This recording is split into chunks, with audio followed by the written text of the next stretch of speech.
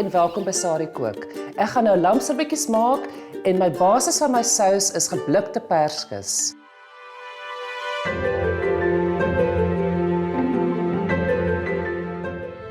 Ek gebruik gesnyde perskes uit die blik. Dit gaan in die bak. Dan in plaas van tomatiesous gebruik ek tomatiepuree, want die perskes het klaar baie suiker in en tomatiepuree is nie so soet soos tomatiesous nie. 'n Lekker sterk bladjang.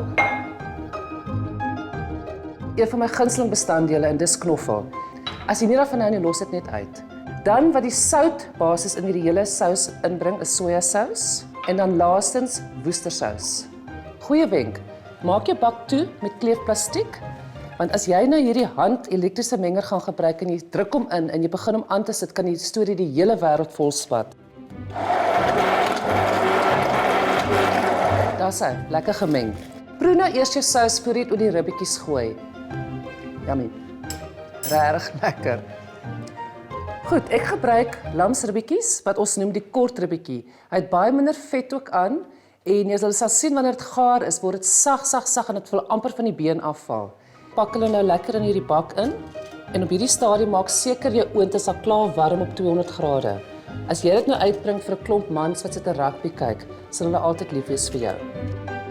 En dan gooi ek nou net my sous oor. Nou okay, maar nou nie gril nie. Vat jou hand en meng hulle bietjie deurdat hulle regtig weerskante regom bedek is met die marinade. Dis hy. In die oond, na 30 minute draai hulle om dat hulle aan daai kant lekker bros raak en dit vat 'n uur. En jy sal jou vingers aflek soos ek myne nou gaan aflek.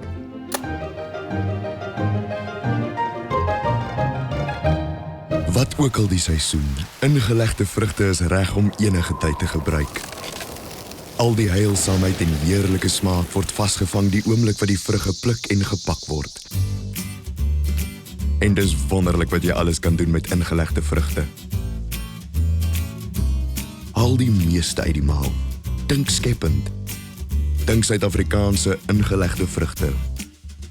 Proe die heilsaamheid enige tyd.